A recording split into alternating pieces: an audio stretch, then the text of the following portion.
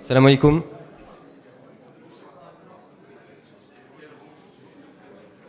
Que la paix soit sur vous, chers invités, chers dignitaires religieux. L'ensemble de la communauté Ahmadiyya est très heureuse et très honorée de vous accueillir pour sa 12e conférence interreligieuse. Avant tout propos, je voudrais vous présenter notre communauté.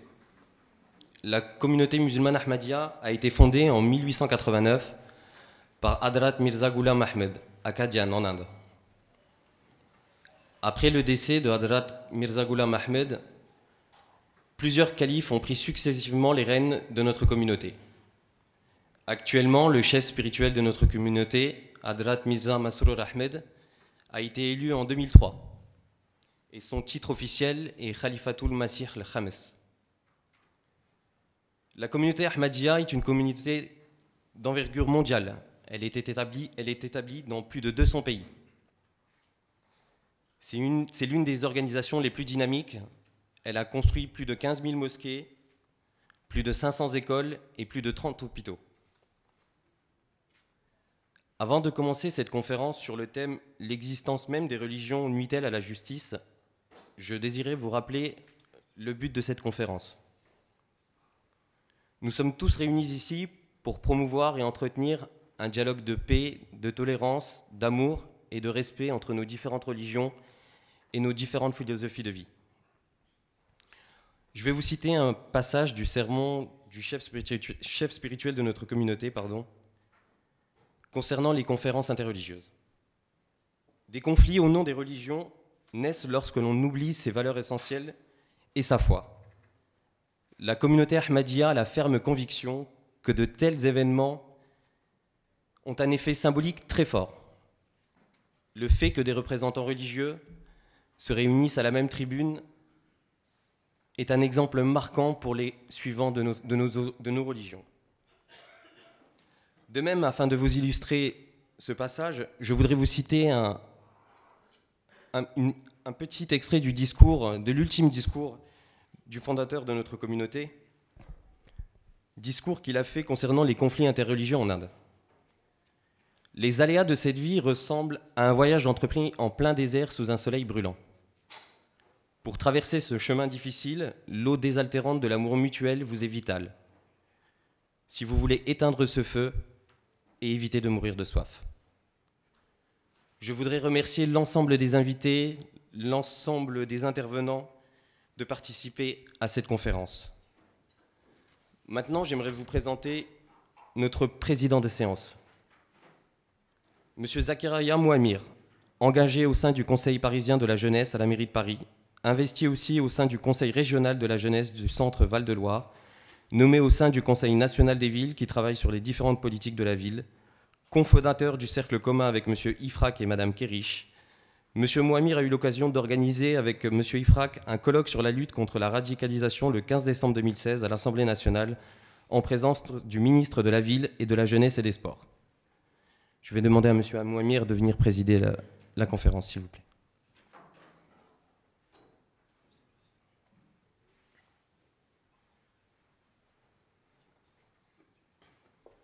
Je vais inviter aussi M. Amir Saeb Ashfaq Rabbani de venir s'installer aussi. Il est le président national de la communauté Ahmadiyya de France.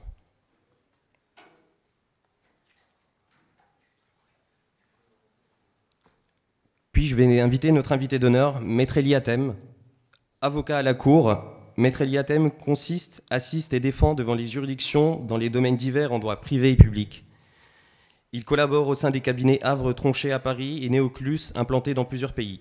Également docteur en droit public international et droit constitutionnel, il enseigne le droit et les relations internationales, notamment à la faculté libre de droit, d'économie et de gestion de Paris.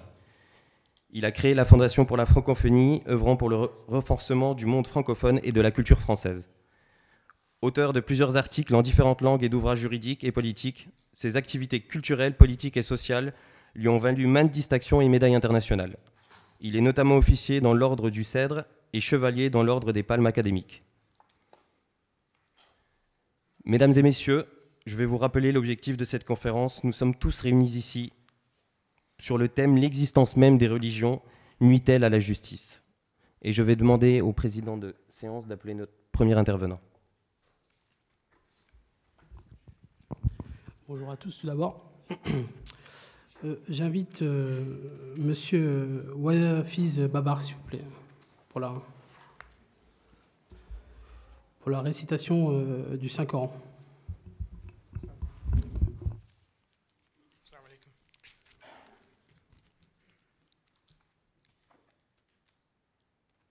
أعوذ بالله من الشيطان الرجيم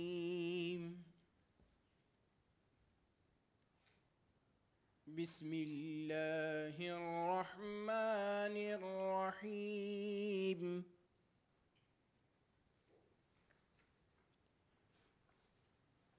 يا أيها الذين آمنوا كونوا قوامين بالقسط شهداء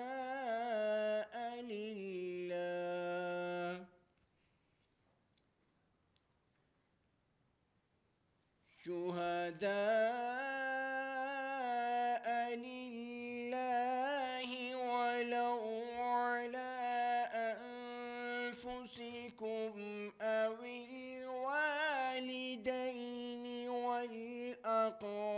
والأقربين إن يكن غنيا أو فقيرا فالله أولى بهما فلا تتبعوا الهوى أن تعدلوا وإن تلووا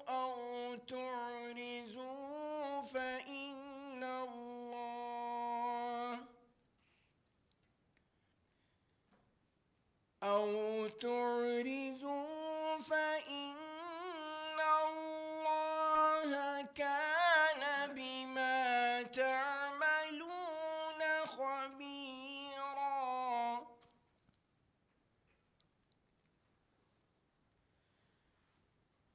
يا أيها الذين آمنوا كونوا قوامين لله شهداء بالقسط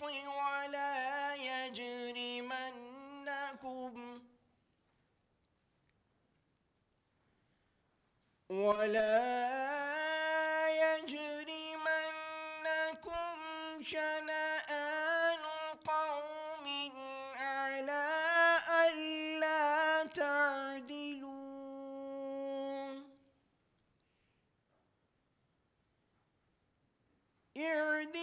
اعدلوا هو أقرب للتقوى واتقوا الله إن الله خبير بما تعملون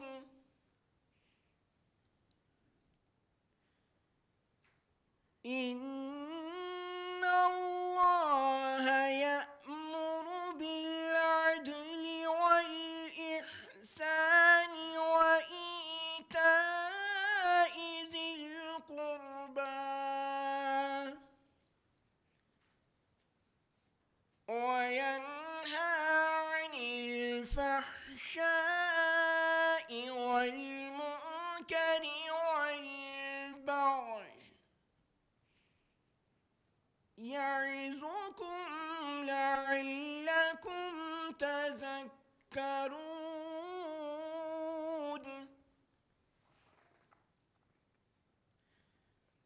فأوفوا بعهد الله إذا عاهدتم ولا تنقصوا الأيمان بعد توكيدها وقد جعلتم الله عليكم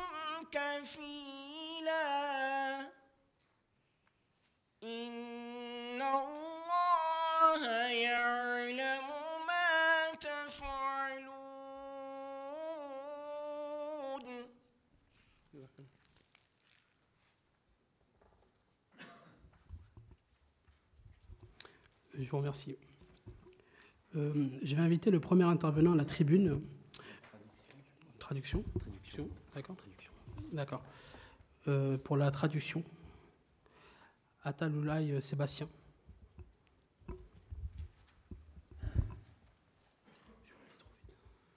Assalamu alaikum, que la paix soit sur vous.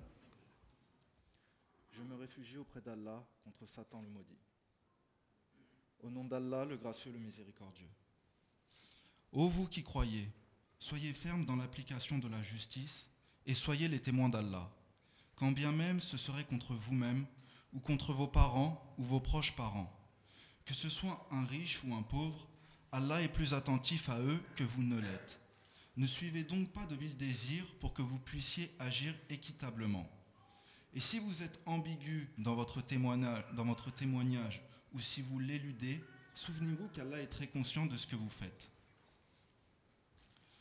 Verset 136 de la sourate du chapitre 4. Et là, je vais citer le verset 9 du chapitre 5. Ô vous qui croyez, soyez fermes dans la cause d'Allah en portant témoignage avec justice. Et ne laissez pas l'hostilité d'un peuple vous inciter à agir autrement qu'avec justice. Soyez toujours équitables, car l'équité est plus près de la piété. Et craignez Allah. Assurément, Allah est très conscient de ce que vous faites. Verset 91 du chapitre 16. En vérité, Allah enjoint la justice et la bienfaisance envers autrui, et de donner pour sa cause comme on le fait à des parents proches, et interdit l'indécence, et le mal manifeste et la transgression. Il vous admoneste afin que vous preniez garde. Merci. Je vous remercie pour votre traduction. Ensuite, j'invite à la tribune notre invité d'honneur, Maître Eli Hatem. Monsieur le Président, merci. Mesdames, Mesdemoiselles, Messieurs, j'aurais souhaité répondre à la question qui m'a été posée sur le lien entre la justice et la société. Justice et société est un sujet qui m'a inspiré tout d'abord à voir l'idée ou l'origine même de la justice. Alors, comme tout le monde le sait, c'est que les êtres humains, partout dans le monde, quand ils se rassemblent, ils constituent entre eux ce qu'on appelle une société. Qu'est-ce qu'une société? Donc c'est ce rassemblement de plusieurs personnes autour de certaines habitudes, de certaines manières, de certaines valeurs qui fondent en fait en commun ce qu'on appelle une certaine culture et qui petit à petit fait ce qu'on appelle la civilisation. Et c'est dans cette idée-là que va naître, avec tous ces concepts qui sont créés par ces valeurs partagées par les uns et les autres, acceptées par cette communauté de personnes, par cette société, il crée ce qu'il y a comme vrai et faux, ce qui est juste, ce qui est injuste. Ce qui fait que la notion même, l'idée même de la justice n'est autre qu'un, je dirais, un principe ou bien une théorie philosophique qui varie, je dirais, d'une société à l'autre en fonction des différents paramètres qui sont dressés par ces différentes sociétés. Et ce qui est juste pour une société peut ne pas être tout à fait juste pour une autre. Pourquoi et comment? Parce que aussi il y a ce qu'on appelle la justice en quelque sorte internationale ou la justice universelle. Qu'est-ce que la justice universelle?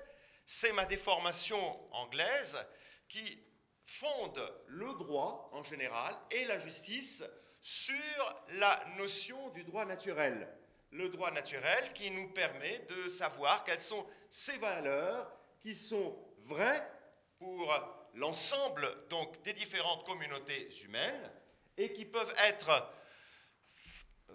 qu'ils ne peuvent pas être vrais pour les autres. Ça, c'est l'idée, ce qui est le plus général, c'est le droit naturel qui, dans nos différents systèmes, surtout les systèmes continentaux, n'a pas trouvé d'adhésion. Vous avez à côté donc ce développement, comme je disais, normatif, autour de certaines valeurs créées à l'issue de cette identification, de ce lien entre les gens, entre les personnes, ce qui fait créer de ce qu'on appelle le juste et l'injuste.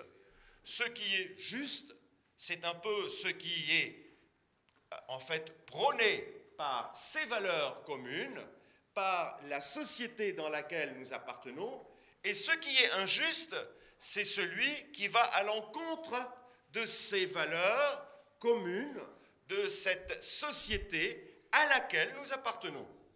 Et donc, ce qui est considéré comme injuste, autrement dit, comme transgressant ces lois et ces normes sociales dans cette société déterminée, peut être juste pour une autre société.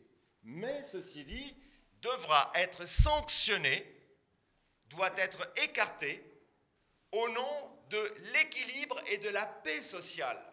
Cette paix sociale qui est également créée, qui est née autour de cette idée qu'il faut un dénominateur commun entre les gens, les individus qui appartiennent à cette société. Celui qui fait quelque chose d'injuste doit, à juste titre, être sanctionné parce qu'il transgresse ces valeurs normatives créées par ce développement de cette société-là. D'où la nécessité de créer des institutions, de créer des gens, des personnes, pour pouvoir trancher et pour pouvoir sauvegarder cet équilibre social au nom de ce qui est juste et de ce qui est injuste. Et c'est le développement progressif de ce qu'on appelle les institutions de justice, les institutions judiciaires, plus tard, c'est le développement du droit moderne, qui va, la plupart du temps, dans les sociétés, je dirais, primitives, dire le droit. Autrement dit, va trancher entre le juste et l'injuste. La plupart du temps, c'était le monarque, autrement dit, le monarque qui représentait à la fois le pouvoir temporel et le pouvoir spirituel. Et donc, pouvoir temporel et spirituel avec la plupart du temps des valeurs normatives, je dirais, qui sont plus morales, éthiques et religieuses dans ces sociétés. D'où la confusion entre le temporel et le spirituel dans la plupart des monarchies. Et c'est la raison pour laquelle la notion même de justice était une notion qui était beaucoup plus liée à l'institutionnalisation donc du pouvoir qui était détenu la plupart du temps par le monarque. D'où, comme l'a dit d'ailleurs écrit William Farrat, il s'agissait d'une monarchisation en quelque sorte du pouvoir et de ce fait de, je dirais, des institutions judiciaires qui vont voir tout un développement. Et malgré tout, malgré que nous soyons aujourd'hui au XXIe siècle, nous constatons clairement qu'il y a une justice qui est, je dirais, particulière à chaque société, que ce soit les sociétés du Nord et du Sud. Je vous donne un exemple. La justice anglaise du droit anglais est complètement distincte de la justice prônée par le droit romain, par le droit continental, dans les pays continentaux, tels que la France, par exemple. Vous avez également la justice ecclésiastique, qui est totalement différente de la justice laïque, de la justice, en fait, de l'État. Je prends l'exemple de la France. En France, nous avons un développement de la justice qui, certes, est tout d'abord une certaine justice, je dirais, issue de valeurs religieuses chrétiennes catholiques qui se sont transformées depuis la Révolution en normes, en valeurs qui correspondent plus à cette idée de laïcité. Ce qui n'est pas la même chose pour la société, par exemple, américaine. Dans la société américaine, où la justice en soi est tranchée selon des valeurs qui se rapprochent beaucoup plus des valeurs religieuses que ne l'est, par exemple, la justice française. Vous avez là un autre exemple, l'Arabie saoudite, où l'État est plus une théocratie, en fait, qu'un État laïque, où effectivement les normes, ce qui fait le juste et le distingue de l'injuste, est fondé sur des principes, sur des normes qui sont des normes plutôt plus religieuses que des normes laïques. D'où à certaines choses qui sont, par exemple, interdites dans les pays laïques et qui sont tolérées par la justice selon les idées, selon les dogmes et selon surtout ce qu'on appelle les normes qui sont créées par ces sociétés, en Arabie saoudite par exemple. A contrario, il y a certaines choses qui ne sont pas considérées comme étant justes dans cette société, la société saoudienne, et qui sont totalement tolérées en France.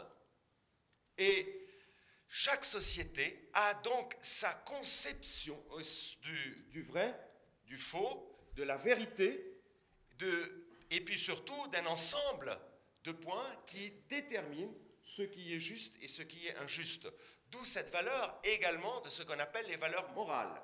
Les valeurs morales, je prends l'exemple de la justice en France. La justice en France s'est transformée progressivement d'une justice, je dirais, philosophique, d'une justice religieuse, à une justice purement légale et qui a perdu de plus en plus de sa, je dirais, de sa légitimité naturelle. Légitimité naturelle parce qu'on le sait, depuis la Révolution de 1789, il y a beaucoup de concepts, beaucoup de points qui fondent, en fait, qui ont fondé la société française, qui se sont de plus en plus éloignés du système, je dirais, légal. La loi, qui est devenue la norme la plus importante, ce que je considère la légalité, s'oppose de temps en temps à un autre principe, une autre justice, mais qui n'est pas applicable, c'est ce qu'on appelle la légitimité. D'où cette distinction également entre la légalité et la légitimité.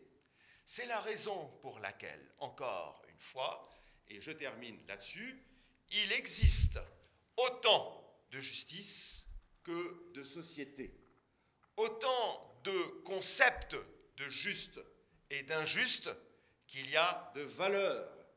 Et il ne peut y avoir une seule valeur commune, inhérente à une société mondiale, car malgré tout, l'être humain construit autour de lui, autour de sa famille, autour de sa tribu, des dénominateurs communs qui constituent des sociétés qui sont totalement distinctes des unes des autres.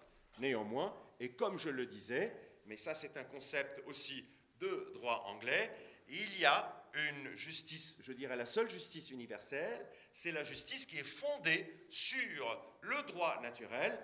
Par exemple, le fait de tuer quelqu'un, c'est répréhensible non seulement par une société, mais par l'ensemble des sociétés, parce que cet acte-là est contraire aux différents concepts des différentes sociétés, de l'ensemble plutôt, pardon, des concepts des différentes sociétés. Ce qui fait qu'il y a certaines règles qui sont communes, qui sont inhérentes à notre nature humaine.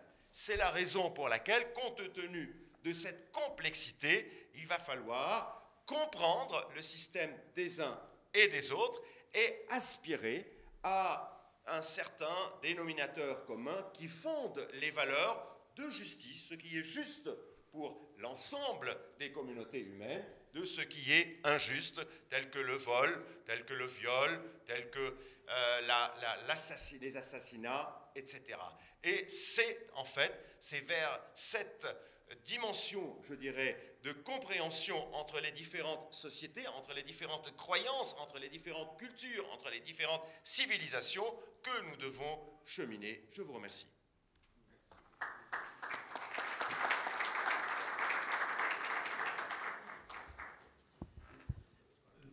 Merci pour votre intervention.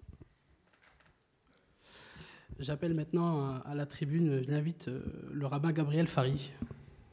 Alors, le rabbin Gabriel Fari a été ordonné rabbin en 1996 après des études au séminaire rabbinique du Leo Bailey College à Londres et à Jérusalem. Gabriel Fari est le fils du rabbin Daniel Fari et fut pendant 12 ans jusqu'en 2007 l'un des 3 rabbins qui anima et dirigea le mouvement juif libéral de France. Il est depuis septembre 2007 le rabbin fondateur de l'AJTM, Alliance pour un judaïsme traditionnel et moderne, dans la synagogue Beth Yaakov. Il est également membre du comité de parrainage de l'association de la paix maintenant. Depuis 1999, il donne un billet d'humeur le matin à 8h45 sur la radio judaïque FM.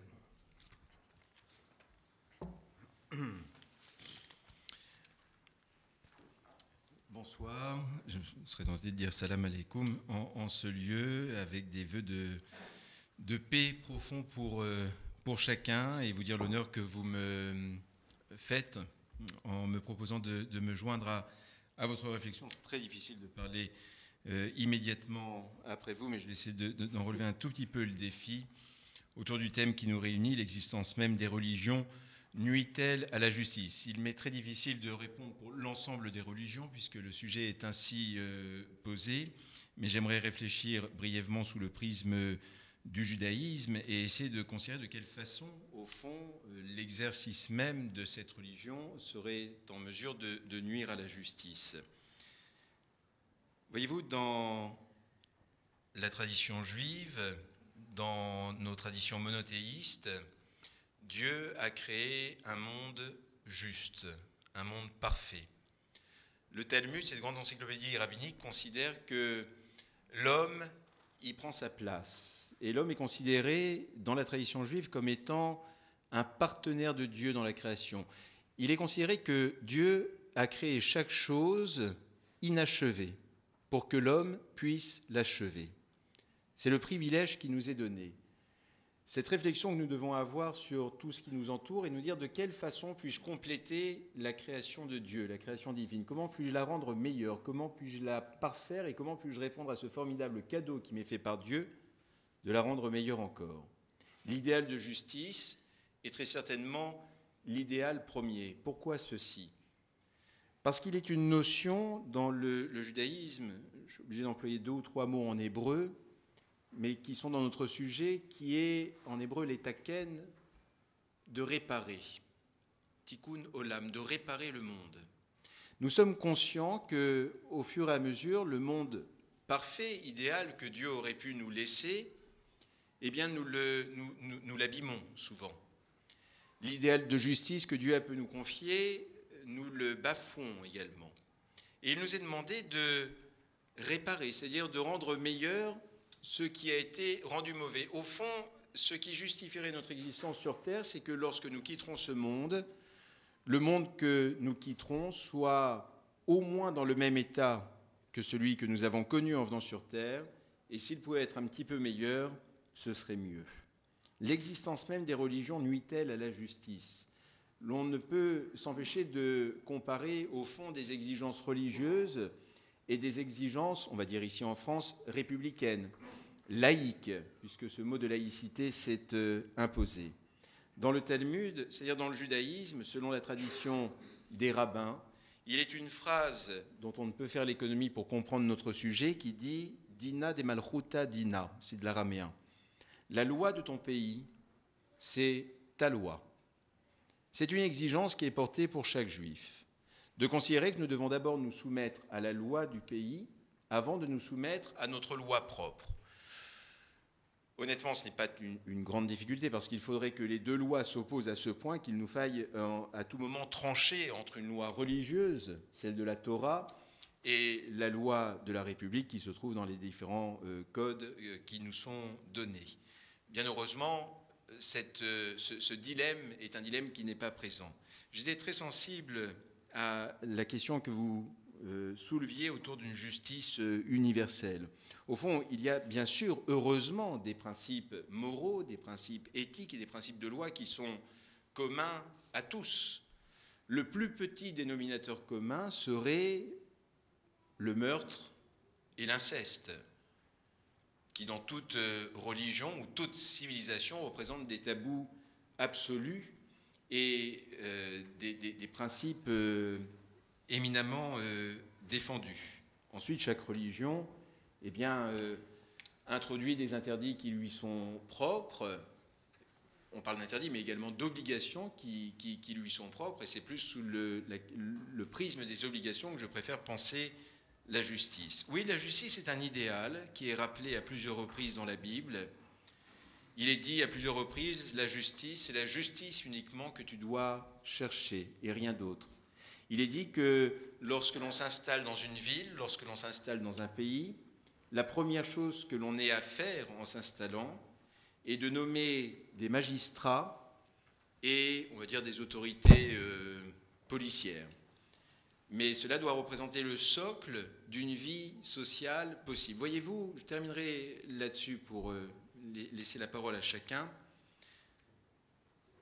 Lorsque vous connaissez le récit des Hébreux qui ont été esclaves pendant 4 siècles en Égypte, lorsque ce peuple a gagné sa liberté, voilà des centaines de milliers de personnes qui se sont retrouvées après 4 siècles d'esclavage, c'est-à-dire sans aucune référence à la liberté, se sont retrouvées en plein milieu du désert du Sinaï à errer.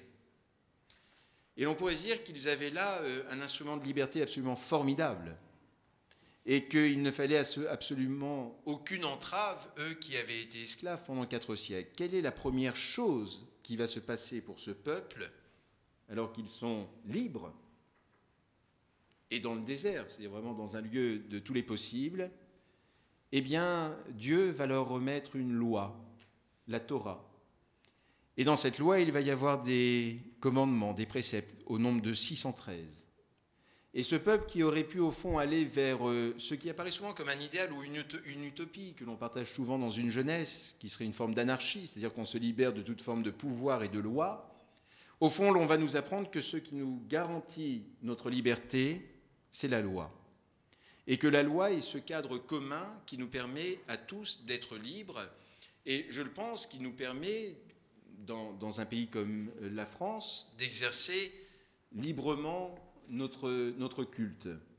Alors l'existence même des religions nuit-elle à la justice? Je ne pense pas, parce que je ne connais pas au fond de religions qui essayent d'imposer à la justice ses vues ou qui essayent de faire plier la justice. La justice est une institution qui est solide et qui peut se mêler, comme vous l'avez rappelé d'une très belle façon, finalement, en comparant le droit anglais des autres droits. Finalement, il y a des lois qui sont plus ou moins morales ou moralisatrices. Il y a des pays qui sont inspirés par les religions. Mais la théocratie, et je pense pour chacune des religions, je ne m'avancerai pas trop en parlant pour chacune des religions, n'est pas un modèle que nous souhaitons comme étant universel, et en aucun cas nous ne pensons que les lois religieuses aient à réguler les lois qui seront donc des lois communes pour l'ensemble d'une population. Alors la justice est un bien qui est commun, son application doit l'être également, mais l'exercice religieux, dans le respect de ces lois universelles ou de ces lois républicaines, si l'on parle de la France, est probablement le meilleur garde-fou que nous puissions avoir les uns et les autres pour que nous puissions être pleinement libres dans l'exercice de notre foi. Je vous remercie.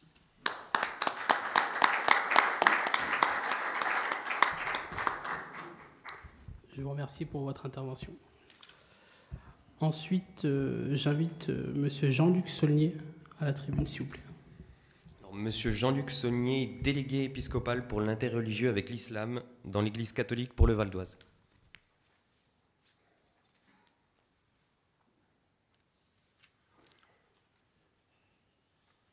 Monsieur le président de séance, monsieur le président de la communauté Ahmadiyya de France, messieurs les représentants des communautés religieuses et communautés de pensée, Mesdames, Messieurs, en tant que représentant des catholiques du département du Val-d'Oise, je tenais à remercier Monsieur le Président de la communauté Ahmadiyya de Saint-Prix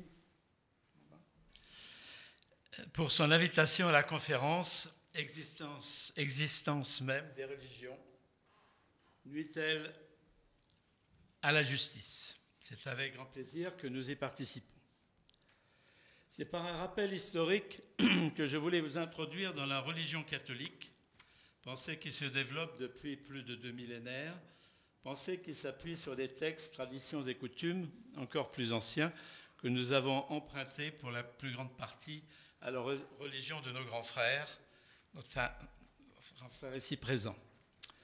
Dieu n'a pas voulu laisser les hommes et les femmes sans leur envoyer des messagers et des prophètes.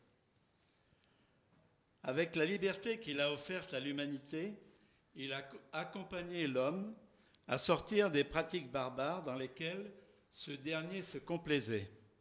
La loi du plus fort, la loi du chef, l'inégalité homme-femme, l'esclavage et en premier, les sacrifices humains à l'intention des dieux idolâtrés que nous nommons païens.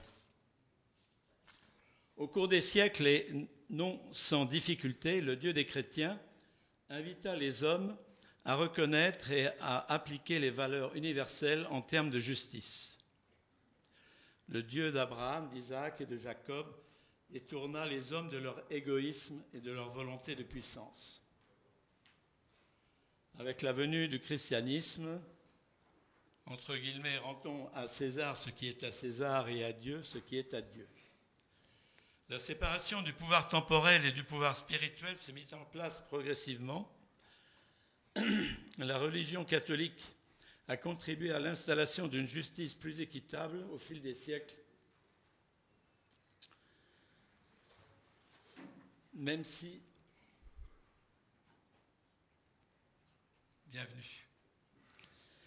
certaines décisions égalitaires en ce qui la concerne furent longues à venir, et nous sommes à ce jour en situation de repentance. Notre Église catholique est en marche, elle se purifie des gangs de l'histoire, et je me permettrai d'évoquer ici la rencontre d'Assise, invitation à laquelle toutes les religions et mouvements de pensée ont répondu positivement. C'était il y a plus de 50 ans. Après des moments douloureux, l'Église catholique s'est détachée du pouvoir royal et des pouvoirs royaux. Elle est restée fidèle à la défense des plus pauvres, de ceux qui sont écrasés de façon injuste par les plus forts. François d'Assise mit sa personne en danger en allant plaider la liberté pour des chrétiens retenus en esclavage. L'Église catholique a accompagné l'évolution des peuples en Europe. Elle s'est retirée de l'application de la justice terrestre. Elle a développé des écoles, des universités, avec les meilleures connaissances juridiques possibles. Le développement des idées nouvelles, telles que la suppression de l'esclavage, le développement des idées égalité homme-femme, droit des enfants, droit du travail, entre autres. L'évolution de l'Église catholique confrontée aux découvertes et aux nouveaux concepts ne fut pas toujours facilement acceptée, et des luttes internes entre anciens et modernes furent et sont des réalités. Enfin, la laïcité qui est apparue en France avec brutalité de la part de l'État français au début du XXe siècle obligea les catholiques à se dégager définitivement du pouvoir de la société. De cette histoire, il se serait profitable que d'autres religions, développées dans d'autres continents, découvrent les vertus de cet ajustement qu'a été amenée à faire la religion catholique au cours de son histoire, ajustement aux institutions laïques. Je rappellerai ici brièvement qu'avec les textes de Vatican II, aussi il y a un peu plus de 50 ans, textes qui ont été votés par la très grande majorité des représentants catholiques du monde entier, des catholiques, l'Église catholique ne rejette rien de ce qui est vrai et saint dans les religions non chrétiennes. L'Église catholique regarde avec estime les musulmans, elle vénère Jésus que vous vénérez comme prophète. Ensemble, nous honorons sa mère virginale Marie. Et à ce propos, j'ai une annonce à faire, que je me permettrai de faire, à savoir que le samedi 25 mars, à partir de 16h30, il va y avoir à Pontoise une rencontre qui va consister en un déplacement en partant de la mosquée bleue de Pontoise pour aller à l'église Notre-Dame à Pontoise. L'église Notre-Dame. Pour les musulmans comme pour les chrétiens, Marie est vierge et mère de Jésus. Marie, à ma connaissance, n'étant pas spécialiste, me permet malgré tout de le dire, Marie est la seule femme à être citée par son nom dans le Coran à 34 reprises. Une sourate entière lui est dédiée. Il existe un mouvement qui a été créé au Liban, qui s'appelle Ensemble avec Marie. Et ce mouvement qui est né au Liban le 25 mars, il semblerait, et vous allez me confirmer, que le 25 mars est un jour férié au Liban, maintenant. De toutes les communautés musulmanes. Pour toutes les communautés. Donc vous n'oublierez pas que le 25 mars à Pontoise, tous les chrétiens, musulmans et autres personnes d'autres communautés religieuses auront la possibilité de déambuler, pour ne pas dire pèleriner, de déambuler du haut de Pontoise, en partant d'une mosquée, qui est la mosquée bleue, et pour descendre sur la vieille ville de Pontoise, où se trouve l'église Notre-Dame, qui est une église de pèlerinage. Pour terminer, je vous lirai la prière commune auprès de Marie. Ô notre Seigneur, toi qui règnes sur toutes choses, gloire à toi le bienfaiteur, toi qui as envoyé Gabriel pour annoncer la bonne nouvelle à la Madone des femmes, sur terre comme au ciel. La Vierge Marie, ton humble servante, dans l'humilité à traverser les âges, tu es celui qui nous entend et qui répond à notre appel. Tu es le bienfaiteur et le miséricordieux. Donne-nous, Seigneur, de t'aimer ainsi que tes anges, tes prophètes et tes apôtres. Donne-nous d'aimer la Sainte Vierge Marie, Notre-Dame. Fais, Seigneur, qu'elle soit pour nous un exemple à suivre, que ton amour soit ce que nous avons de plus cher. Fais que nous n'ayons de crainte plus grande que celle de t'offenser. Ô Seigneur, c'est dans ton infinie miséricorde que nous cherchons le salut. Sauve-nous et répare de ta clémence nos imperfections, ainsi que celles de nos dirigeants et de ceux qui veillent sur nous. Prends soin aussi de notre patrie et de tous ceux qui l'habitent, fussent-ils musulmans ou chrétiens. Amen. Amin.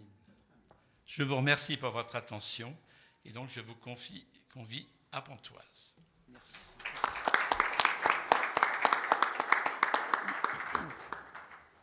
Je vous remercie pour votre intervention. Ensuite, nous invitons Kashmir Singh à la tribune.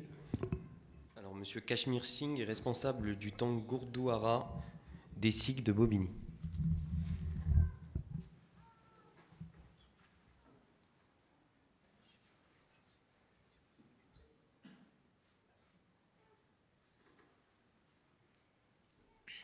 ਦਾਸ ਗੁਰਦੁਆਰਾ ਸਿੰਘ ਸਭਾ ਫਰਾਂਸ ਦੇ ਸਿੱਖਾਂ ਵੱਲੋਂ ਅਹਿਮਦੀਆ ਕਮਿਊਨਿਟੀ ਦਾ ਬਹੁਤ ਬਹੁਤ ਧੰਨਵਾਦੀ ਹੈ ਜਿਨ੍ਹਾਂ ਨੇ ਸਾਨੂੰ ਇੱਥੇ ਸਾਰੇ ਧਰਮਾਂ ਦੇ ਲੋਕ ਨੁਮਾਇੰਦਿਆਂ ਵਿੱਚ ਰਿਪਰੈਜ਼ੈਂਟ ਕੀਤਾ ਹੈ ਅੱਜ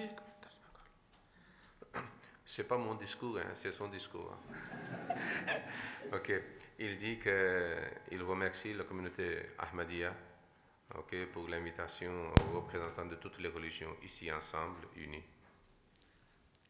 ਅੱਜ ਸਾਨੂੰ ਸਾਰੇ ਧਰਮਾਂ ਦੇ ਸਕਾਲਰਾਂ ਨੂੰ ਇਕੱਠੇ ਹੋਣ ਦੀ ਲੋੜ ਹੈ ਕਿਉਂਕਿ ਫਰਾਂਸ ਅਤੇ ਯੂਰਪ ਦੇ ਜਿਹੜੇ ਦੇਸ਼ ਆ ਉਹ ਧਰਮ ਨੂੰ ਬਾਹਰ ਕੱਢ ਰਹੇ ਹਨ Et il dit qu'aujourd'hui nous avons fort besoin que toutes les religions soient unies, et parce que, selon lui, que l'Europe ou particulièrement la France, ils sont en train de chasser, c'est-à-dire la religion.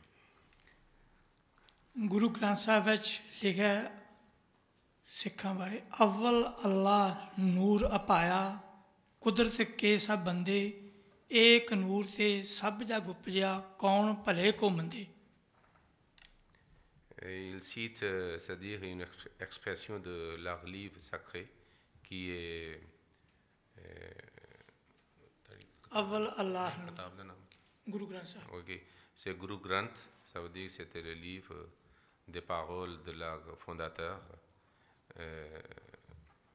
Il dit que c'est Guru Nanak et leur fondateur.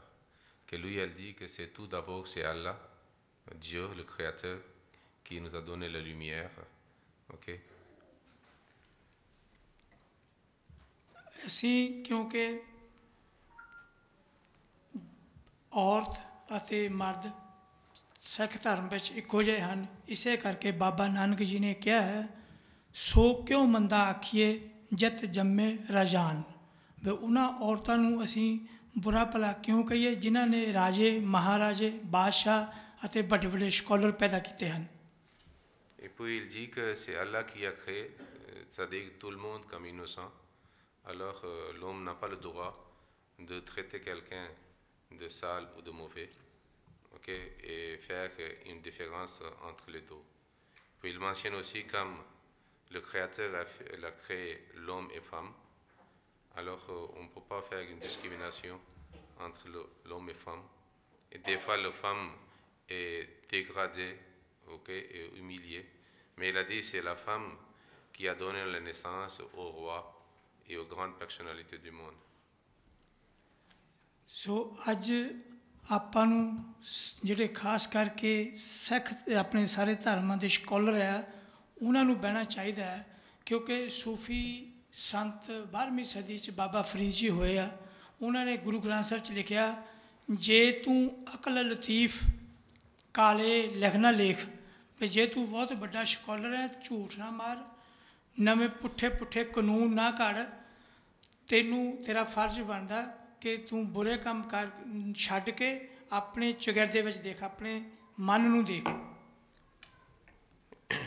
Et puis il dit que les savants de toutes les religions doivent être unis et puis ils doivent réfléchir que l'homme ne doit pas faire de telle loi qui est compliquée et qui fait l'injustice et le mal aux autres. On doit considérer, c'est-à-dire tous les êtres humains. ਅਖੀਰ ਵਿੱਚ ਮੈਂ ਅਹਿਮਦੀਆ ਕਮੇਟੀ ਦਾ ਬਹੁਤ ਬਹੁਤ ਧੰਨਵਾਦੀ ਹਾਂ ਜਿਨ੍ਹਾਂ ਨੇ ਇੱਥੇ ਸਾਨੂੰ ਇਸ ਸੱਦਿਆ ਹੈ ਅਤੇ ਅਗਾਂਹ ਵਾਸਤੇ ਵੀ ਕਿਉਂਕਿ ਸਾਨੂੰ ਬੜੇ ਅਖੀਰਲੇ ਟਾਈਮ 'ਚ ਪਤਾ ਲੱਗਾ ਹੈ ਸਾਡੇ ਨੌਜਵਾਨ ਗੁਰਦੁਆਰੇ ਵਿੱਚ ਹਨ. ਅਸੀਂ ਅਗਲੀ ਵਾਰ ਉਹਨਾਂ ਨੂੰ ਭੇਜਾਂਗੇ ਜਿਹੜੇ ਕਿ ਚੰਗੀ ਤਰ੍ਹਾਂ ਫਰੈਂਚ ਵਿੱਚ ਤੁਹਾਡੇ ਨਾਲ ਇੱਕਮਿਕ ਹੋ ਕੇ ਗੱਲ ਕਰਨਗੇ. ਵਾਹਿਗੁਰੂ ਜੀ ਕਾ ਖਾਲਸਾ ਵਾਹਿਗੁਰੂ ਜੀ ਕੀ ਫਤਿਹ. Il remercie encore la communauté Ahmadiyya et puis il a dit que prochaine fois nous viendrons aussi avec votre invitation et nous allons amener ceux qui parlent français, ainsi ils peuvent exprimer leurs idées ouvertement devant nous tous.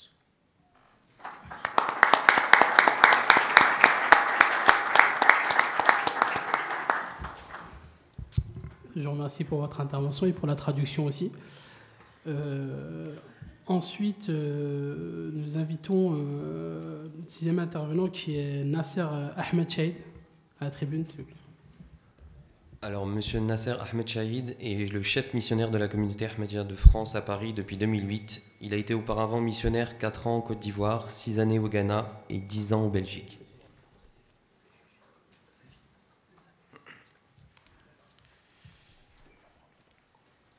Bismillah ar-Rahman ar-Rahim, au nom d'Allah, le gracieux, le miséricordieux. Maintenant, je commence mon vrai discours. Respectable Monsieur le Président de conférence et Amir Saheb, le Président national de Jamaat Ahmadiyya France, et notre invité d'honneur, Maître Eli Hatim, et chers intervenants et représentants de différentes religions, et honorables invités, hommes et femmes. Assalamu alaikum wa rahmatullahi wa barakatuhu. Que la paix et la bénédiction de Dieu soient sur vous tous et toutes. C'est une salutation islamique. Je pense que même à travers la justice, nous cherchons la paix. Donc le musulman est responsable de faire la paix dans le monde entier s'il est sensible. L'existence même des religions nuit-elle à la justice? Et le sujet de notre conférence, ou le thème de conférence. L'étude du Saint-Coran et de la vie du prophète de l'islam nous révèle une grande importance donnée à la justice, mentionnant tous les éléments essentiels liés à son application. Je me limiterai alors en général du Coran et la sunna du prophète de l'islam et ses paroles. Dans le Saint-Coran, concernant la justice, il y a 4 mots qui sont utilisés.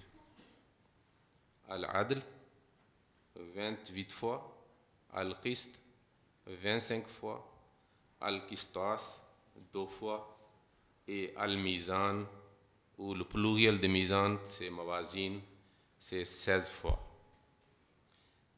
Tous ces mots signifient la justice, l'équité, la balance, la mesure juste. Selon l'islam, la justice, l'équité, la balance et la mesure juste n'est pas essentielle seulement pour la société humaine, mais aussi impérative pour maintenir l'ordre et l'existence de notre univers et la santé humaine. C'est cette valeur de base qui obligea plusieurs scientifiques athées de croire en Dieu, le créateur conscient de cet univers et le révélateur du Saint-Coran au prophète de l'islam. La justice en réalité émane donc de Dieu, et si appliquée par l'homme, la paix régnera dans le monde entier. Je citerai de certains versets du Saint-Coran au lieu de parler moi-même par mes paroles. Dieu dit dans le Saint-Coran, concernant lui-même, qu'est-ce qu'il a dit concernant la justice? Dit, mon Seigneur a prescrit la justice. Puis Dieu dit dans le Saint-Coran, c'est lui qui commence la création, puis il la reproduit afin de récompenser avec justice ceux qui croient et font de bonnes œuvres. Et le jugement sera rendu entre eux avec équité, et aucune injustice ne leur sera faite par Dieu. Lorsque nous étudions selon le Saint-Coran, lorsqu'il parle de cet univers, en détail, je donnerai quelques références seulement. Dieu dit, et le ciel, quelle splendeur! Il l'a élevé très haut et il a établi une mesure. Dans la création de Dieu gracieux, tu ne peux voir aucune discordance. Puis regarde de nouveau, vois-tu quelque imperfection? Puis regarde de nouveau, et encore de nouveau, ton regard ne fera que retourner à toi frustré et fatigué. Parce qu'il y a une harmonie, il y a un équilibre dans cet univers par Dieu. Lorsque l'homme fait ses bêtises et intervient dans ses affaires, et lui, il souffre. Le phénomène de ozone est très bien connu. Même dans la constitution physique humaine, concernant cela, Dieu dit, ô homme, qu'est-ce qui t'a trompé au sujet de ton Seigneur, le très noble, qui t'a créé, puis t'a rendu symétrique, et puis t'a façonné harmonieusement. C'est pour cela que différents systèmes de notre corps fonctionnent de façon automatique et l'homme est inconscient de ce qui se passe. Et lorsque, par nos propres bêtises, nous souffrons de certaines maladies, puis on réalise le système divin qui est établi dans notre corps. C'est grâce à la justice et l'équilibre que Dieu a créé. Exhortation pour la justice. Le Coran mentionne 3 principes créatifs qui sont très très essentiels pour notre société. Dieu dit en vérité, Allah enjoint la justice et la bienfaisance envers autrui et de donner pour sa cause comme on le fait à des parents proches, et interdit indécence, le mal manifeste et la transgression. Il vous admoneste afin que vous preniez garde. Mais sans justice, la bienfaisance perd sa valeur. La justice est la première étape. Après, vous pouvez faire le bien aux autres. Dans le Saint-Coran, Dieu mentionne comme une parabole le cas de 2 personnes pour nous faire comprendre. Il dit, Allah propose une autre parabole de 2 hommes dont l'un est muet, n'ayant aucun pouvoir sur quoi que ce soit et qui est un fardeau pour son maître. Ou qu'on l'envoie, il ne rapporte rien de bon comme nouvelle. Peut-il être égal à celui qui enjoint la justice et qui est lui-même sur le droit chemin? Cela signifie que celui qui ne fait pas la justice dans sa capacité est un fardeau pour l'humanité et pour cet univers. Le Coran plaidoie la cause de tous les prophètes parce que le Coran présente l'universalité de la religion. Il dit, en vérité, nous avons envoyé nos messagers avec des signes manifestes pour tous les peuples du monde.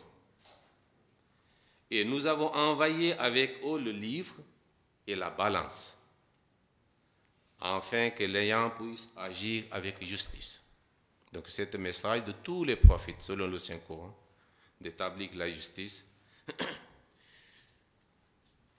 Le Coran traite aussi la justice dans les affaires mondaines et commerciales. Dieu dit, « Et ne diminuez pas les mesures et le poids au détriment des gens. Donnez pleine mesure et bon poids avec équité. Et ne privez pas les gens de ce qui leur appartient de droit.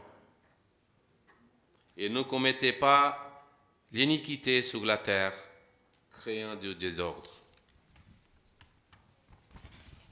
Dans un autre verset, Dieu dit, « Faites pleine mesure et ne soyez pas de ceux qui donnent moins. Et pesez avec une balance juste.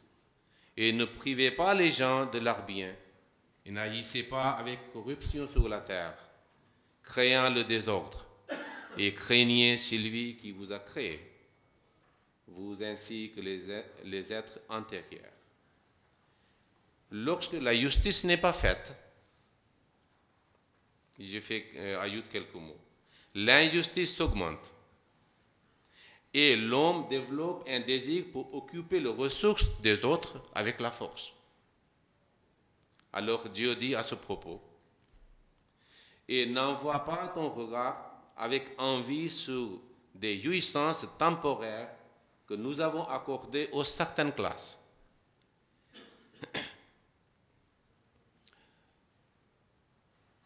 Une fois, 2 personnes sont venues auprès du prophète de l'islam avec une dispute concernant une propriété. Chaque personne disait, cette propriété appartient à moi. Alors quand le prophète a écouté le cas, c'était difficile. Chaque personne dit, ça appartient à moi. Pourquoi ici Dieu mentionne que vous craignez Dieu? Parce que dans la loi, devant les juges, maître est présent devant nous. Des fois, même avec des arguments éloquents, vous pouvez gagner le procès. Mais la personne, lui-même, elle-même, elle sait qu'il n'a pas raison, il a tort. Là-bas, la crainte de Dieu ou la foi en Dieu joue un grand rôle. Qu'il y a un autre juge aussi qui nous jugera un jour. Alors, ce cas devant le prophète, les deux étaient ses disciples. Le prophète a dit, cette propriété appartient à toi? Il dit oui. Il a demandé à l'autre, il a dit oui.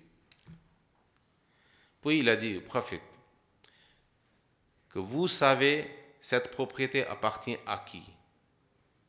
Si quelqu'un présente les arguments de façon éloquente à moi, et moi je suis convaincu en faveur de Sylvie qui a tort, quand je fais les décisions en sa faveur, il reçoit de moi une braise du feu. Il ne peut pas dire que le prophète de Dieu a décidé en ma faveur, alors j'ai raison. Le moment que le prophète a mentionné cela, les deux ont commencé à pleurer. Et maintenant, chacun disait, cette propriété n'appartient pas à moi, donnée à mon frère.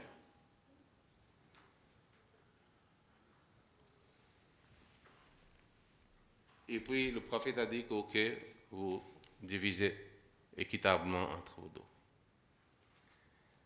Donc l'islam met accent sur cela, qu'on ne doit pas penser que dans le monde, si le juge a décidé à ma faveur, alors qu'est-ce que ceux qui perdent leur propriété, leurs droits, ils vont faire s'il n'y a pas un grand juge à l'au-delà? Il n'y a pas de retour après la punition ou de récompense. L'islam ne dit pas seulement la justice. Il dit la justice absolue. Que signifie? Dieu dit dans le Saint-Coran, ô vous qui croyez, soyez fermes dans l'application de la justice et soyez les témoins d'Allah. Quand bien même ce serait contre vous-même, contre vos parents et contre vos proches parents, et que ce soit un riche ou un pauvre, Allah est plus attentif à eux que vous ne l'êtes pas. Ne suivez donc pas de vils désirs pour que vous puissiez agir équitablement. Et si vous êtes ambigu dans votre témoignage, aussi vous l'idez. Souvenez-vous qu'Allah est très conscient de ce que vous faites. Une fois, une personne a commis un crime. Et cette personne était de tribu très riche, très influente. Alors les gens autour du prophète, ils ont pensé que si cette personne reçoit la punition, peut-être il y aura un problème, chaos dans la société musulmane. Alors qu'est-ce qu'ils ont dit? Ils ont préparé un jeune garçon qui était le fils d'un esclave affranchi par le Saint-Prophète sallallahu alayhi wa sallam. Et le Saint-Prophète l'aimait comme ses deux petits-fils, Hassan et Hussein. Oussama était son nom. Ils ont envoyé Oussama au prophète parce qu'ils pensaient que le prophète ne peut pas refuser si Oussama présente ce cas, qu'il ne faut pas punir cette personne qui a une grande influence et son tribu aussi. Il y aura peut-être, dissidence. Alors, le moment qu'il est venu, il a présenté au prophète. Le prophète, son visage est rougi. Il a dit par Dieu, parce que cette personne, cette femme appelée Fatima. Et le fils du Saint-Prophète est aussi Fatima. Il a dit par Dieu, si ma fille Fatima avait commis le même crime, je l'aurais puni. Et puis il a dit, attention, n'oubliez pas que le peuple avant vous, ils ont ignoré la justice, et lorsque le cas d'un riche et influent venait vers eux, ils décidaient en leur faveur et contre le pauvre. Et ces peuples sont anéantis à cause de cette injustice.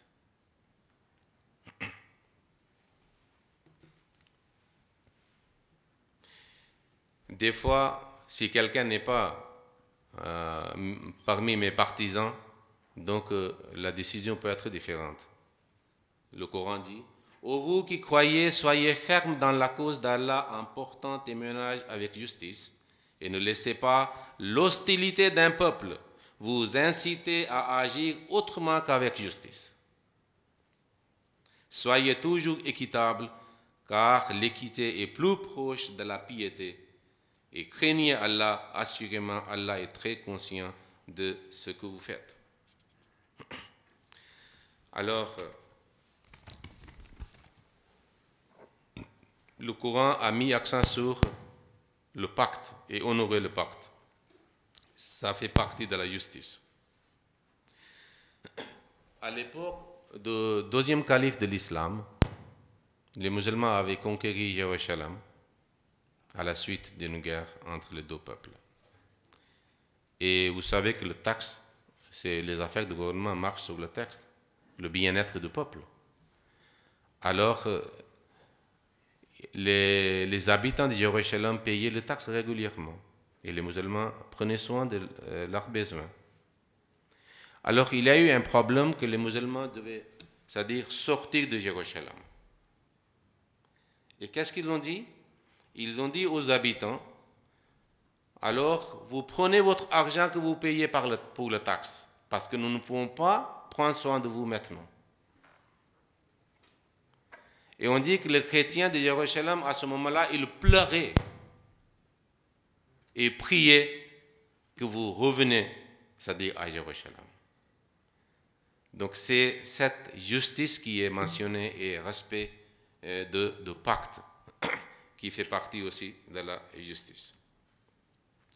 En politique, bientôt il y aura élection.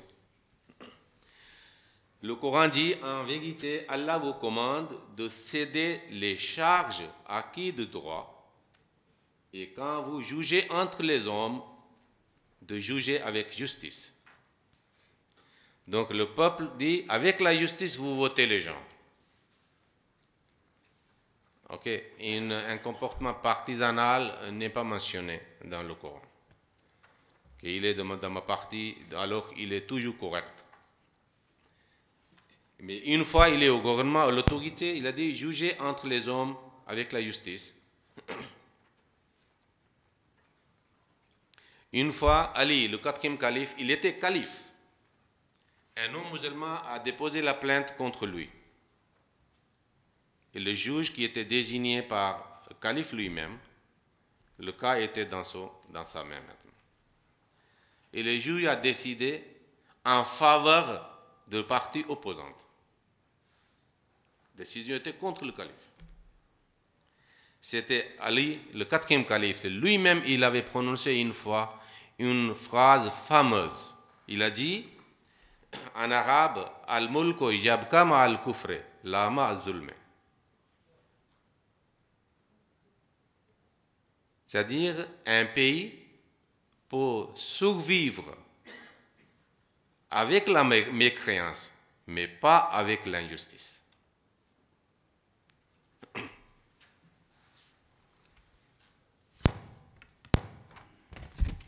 Alors, les gens disent que pourquoi, si tel est les enseignements de Saint-Coran, pourquoi il y a l'état des musulmans en décadence? N'ayez pas peur, hein, il n'y a pas de risque d'une chose.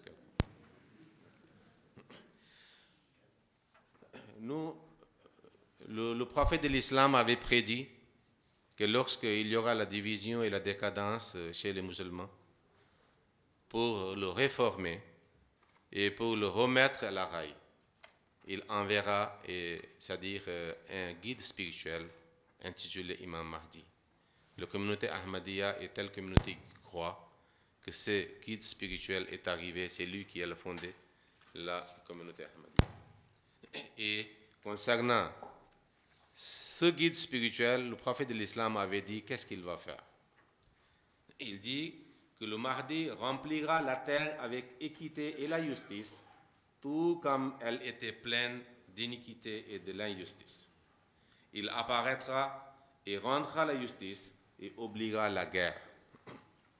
Alors c'est pour cela la communauté Ahmadiyya lutte pour la justice dans le monde entier, mais certainement en profiteront ceux qui l'accepteront. Alors, à la fin, je mentionnerai une phrase de notre calife actuel de la communauté Ahmadiyya. Il dit: nous devons garder à l'esprit que lorsque les efforts de l'homme échouent, Dieu le Tout-Puissant émet alors son décret pour déterminer le sort de l'humanité. Avant que le décret de Dieu ne soit émis et n'oblige les peuples à venir vers lui et vers la réalisation des droits de l'humanité, il serait bien meilleur que les peuples du monde eux-mêmes venaient à prêter attention à ces questions cruciales. En effet, lorsque Dieu le Tout-Puissant est forcé de prendre des mesures, alors son courroux s'abat sur l'humanité de façon sévère et effroyable. Dans le monde actuel, une des manifestations terribles du décret divin pourrait prendre la forme d'une nouvelle guerre mondiale.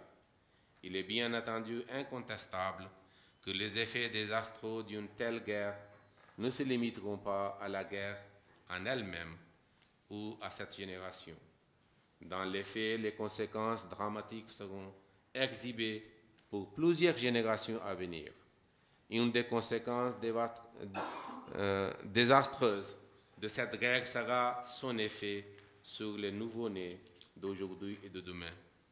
Les armes disponibles aujourd'hui sont si destructrices qu'elles pourraient laisser des générations et des générations à venir avec des graves séquelles génétiques ou des défauts physiques impressionnants. La paix et la justice sont deux concepts totalement inséparables. Vous ne pouvez pas disposer de l'un sans établir l'autre. La justice absolue ne sera dispensée qu'avec la foi inébranlable en Dieu et la crainte de Dieu omniscient, omniprésent et le maître du jour de jugement. Plus en plus la justice disparaît, plus en plus la société est désintégrée et ainsi notre survie est en péril. Voilà ce que de Saint-Coran que j'ai présenté. À la fin, il a dit qu'il reste quelques minutes, donc je dirai une partie de sermon d'adieu du prophète de l'islam. Il dit: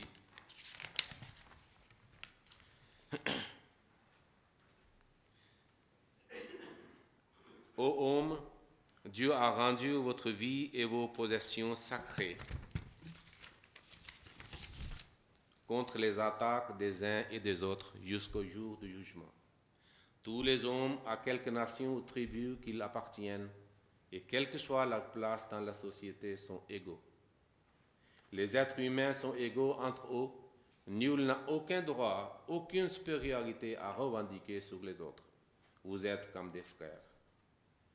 Puis il dit: de même que ce mois est sacré, cette terre inviolable et ce jour saint, de même Dieu a fait la vie, les biens et l'honneur de chaque homme sacré. Prendre la vie d'un homme ou ses biens ou attaquer son honneur est aussi injuste et mal que de violer la sainteté de ce jour et de ce mois et de ce territoire. Ça veut dire le Kaaba. Ce que je vous demande aujourd'hui n'est pas valable seulement pour aujourd'hui, c'est valable pour tous les temps. Un arabe n'est pas supérieur à un non-arabe, tout comme un non-arabe n'est pas supérieur à un arabe. Un blanc n'a aucune supériorité sur un noir, ni un noir n'a-t-il de supériorité sur un blanc, et ainsi de suite. Il dit à la fin, et je termine à cela mon discours: ce que je vous ai dit, vous devez le communiquer aux confins de la terre. Peut-être ceux qui ne m'ont pas entendu en tireront-ils plus de profit que ceux qui m'ont entendu. Merci de votre réponse.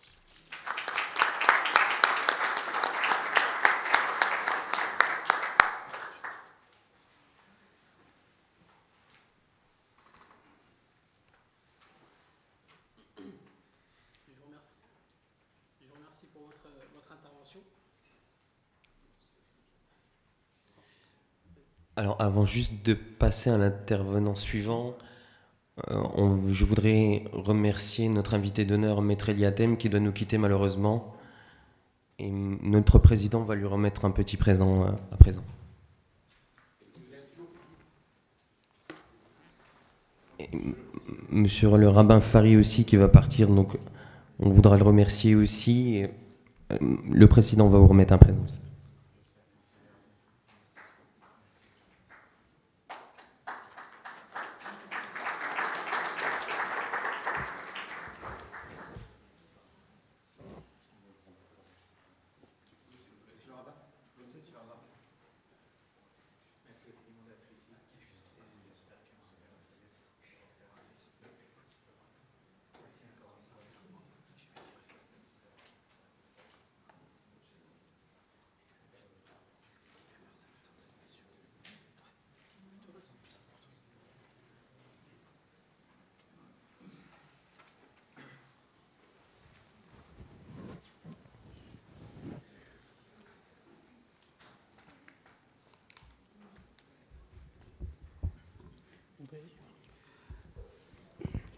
Ensuite, nous allons inviter à la tribune Gora Bhakta Braham du temple Hare Krishna. Alors, monsieur Gora Bhakta Das, prédicateur du mouvement Ishkon Hare Krishna en France et en Belgique, fait de réguliers voyages entre l'Orient et l'Occident en expliquant les enseignements du livre sacré qui est la Bhagavad Gita.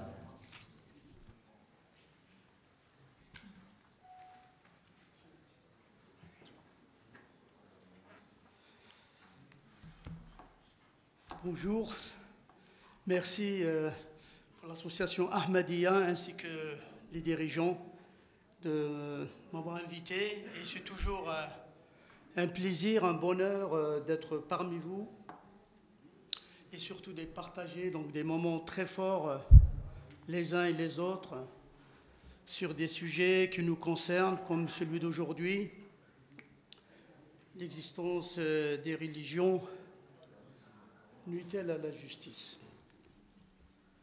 Donc oui, c'est un sujet très important. Selon la tradition, donc la Gaudiya Vaishnava, la Bhagavad Gita, pour ceux qui ne la connaissent pas, ce livre sacré de l'Inde, c'est un peu l'équivalent de la Bible, du Coran, la Torah, Zen-Avesta, ou des écrits des Sikhs, de Guru Nanak. Donc, il n'y a pas de contradiction. La religion et la justice vont ensemble. Parce que la religion est créée par Dieu. C'est l'œuvre de Dieu. Et Dieu, par définition, il est apurusheya, c'est-à-dire il est sans faute, sans erreur. Tout ce qu'il dit, c'est absolu.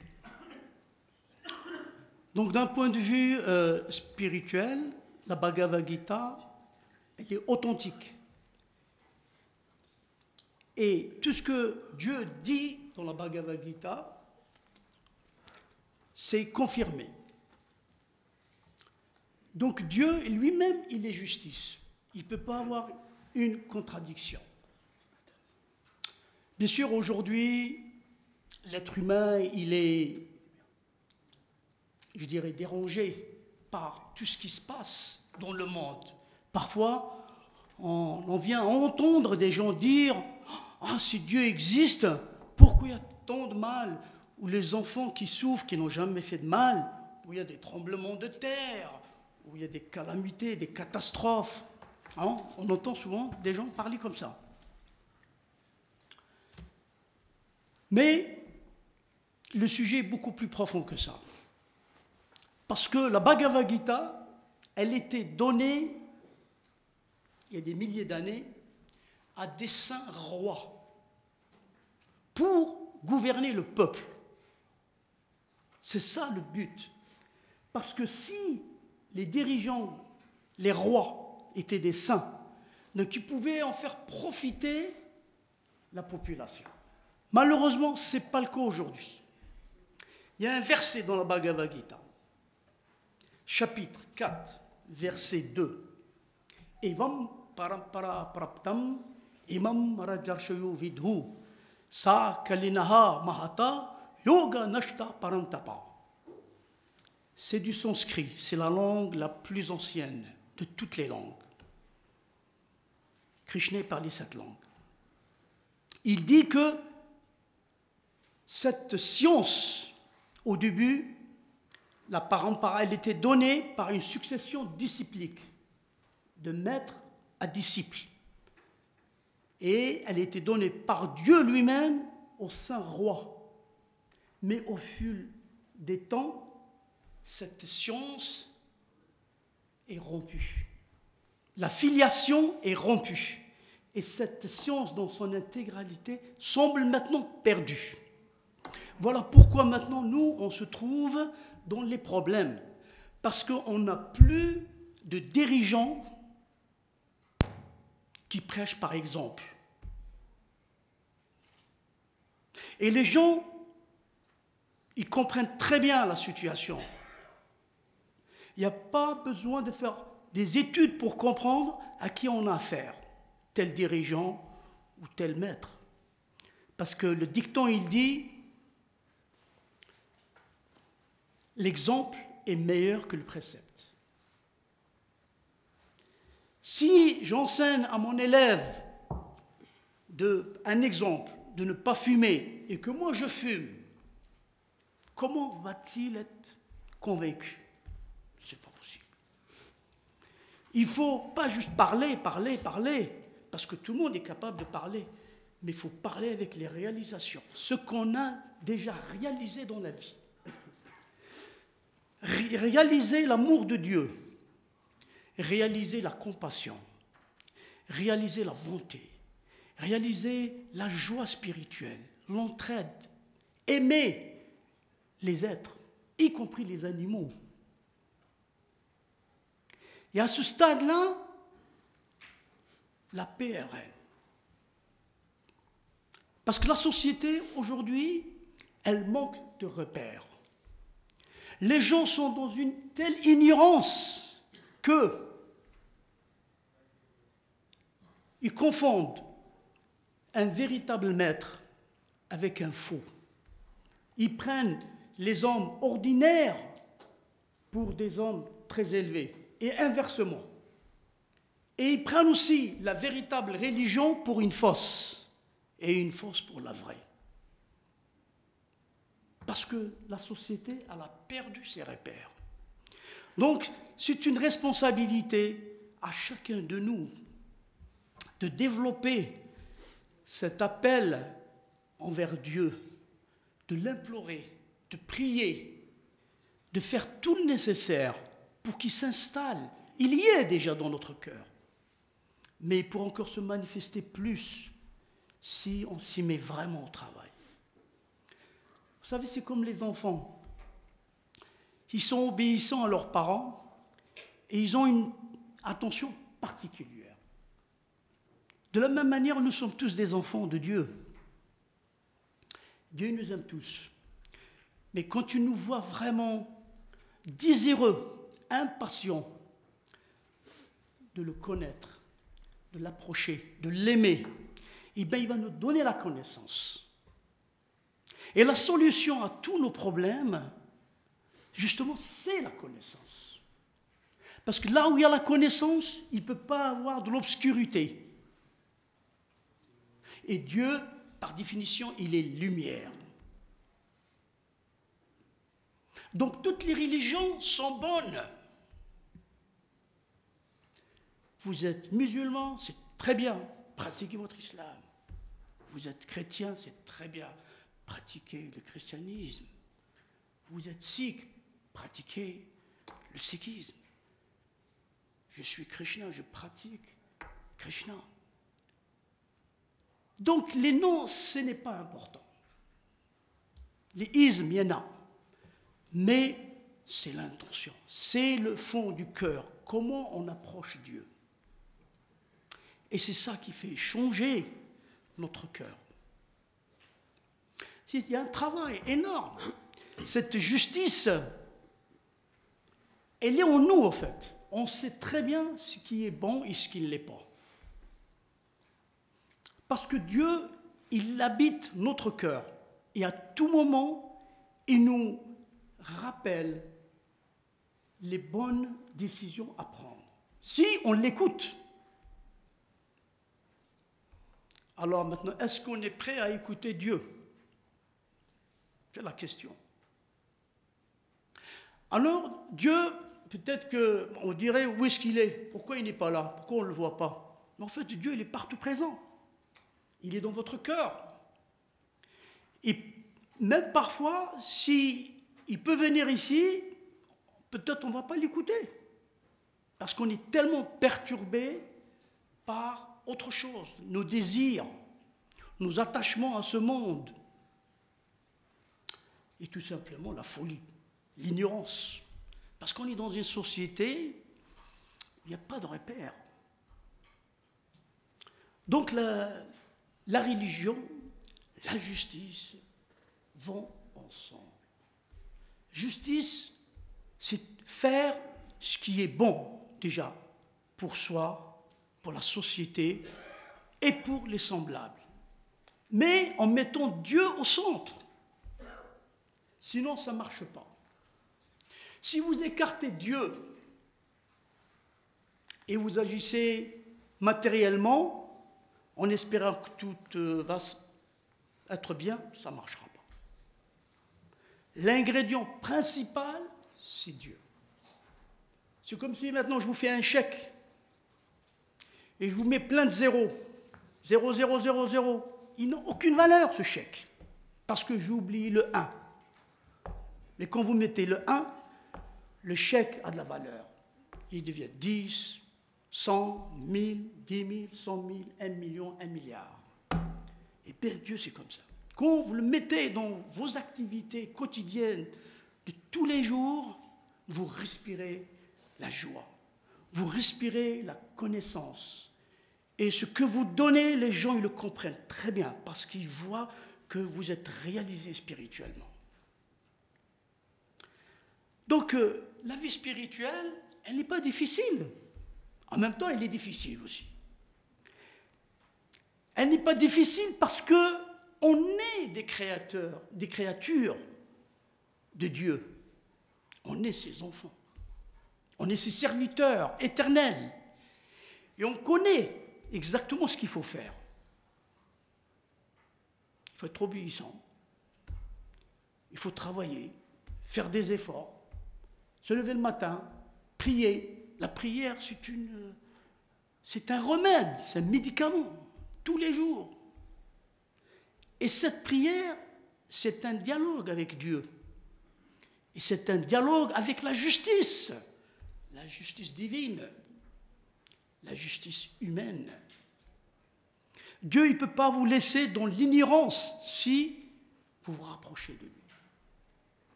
Dieu est très sage. Dieu connaît tout de notre passé, du présent et du futur. Trilagya. Donc c'est vraiment quelque chose de très très simple. Mais aussi c'est très difficile quand on ne veut pas écouter. C'est très difficile. Il est dit que c'est plus difficile de réveiller quelqu'un qui fait semblant de dormir. Et c'est notre position. On ne veut pas écouter. On bouche les oreilles. Donc cette purification du cœur, elle vient par le son, par la vibration. Quelqu'un qui a réalisé un maître ou les prophètes de toutes les religions, ils sont là pour nous réveiller, pour réveiller cet amour éteint dans notre cœur. Et en écoutant les messages de tous les prophètes, l'amour latent, enfoui dans nos cœurs depuis des temps immémoriaux, eh bien, il se réveille.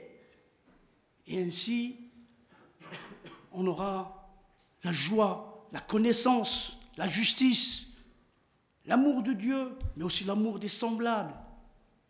Et puis, on est heureux. Ananda Buddhi Vardhanam, c'est du sanskrit qui veut dire, une fois que vous approchez de Dieu, c'est un océan de félicité.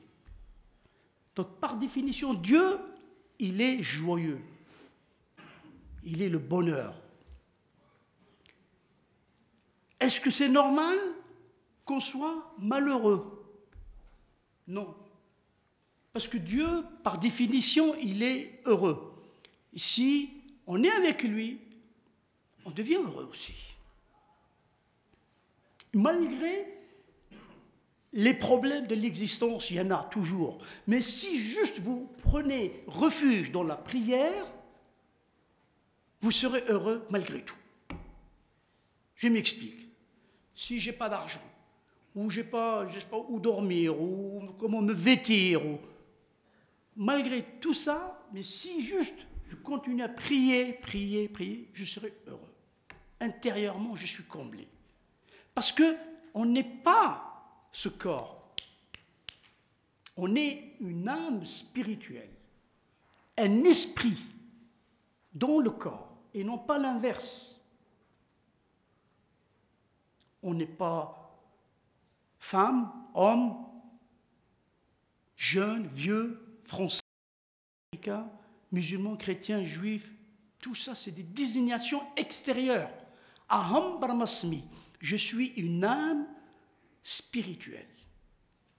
Et cette âme spirituelle, elle est comme 10 000 soleils. Vous savez, un soleil tout seul, vous ne pouvez pas le regarder, tellement il est brillant, il est infulgent. Alors il y en a 10 000 soleils. L'âme, elle a ce pouvoir de 10 000 soleils, tellement elle a de l'énergie, elle a la connaissance, elle a tout pour nous faire épanouir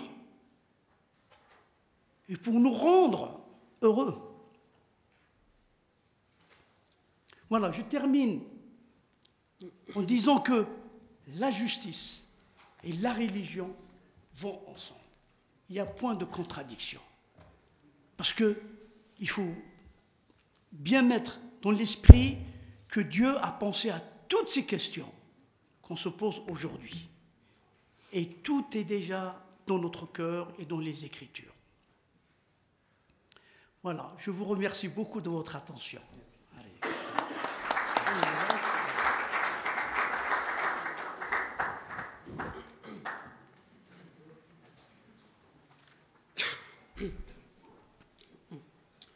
Bonsoir à tous. Assalamu alaikum. Tout d'abord, je tenais à excuser Karim Ifrak, qui n'a pas pu être présent aujourd'hui, qui est bloqué à l'étranger pour préparer un futur déplacement. Ensuite, je tenais vraiment à remercier du fond du cœur toute la communauté Ahmadiyya de France de m'avoir invité, de m'avoir mis pour présider cette séance-là. Ensuite, je tenais à remercier Nasser Ahmed Chahid de son accueil aujourd'hui et remercier aussi tous les intervenants au niveau des cultes qui sont représentatifs de nos cultes en général dans le paysage français.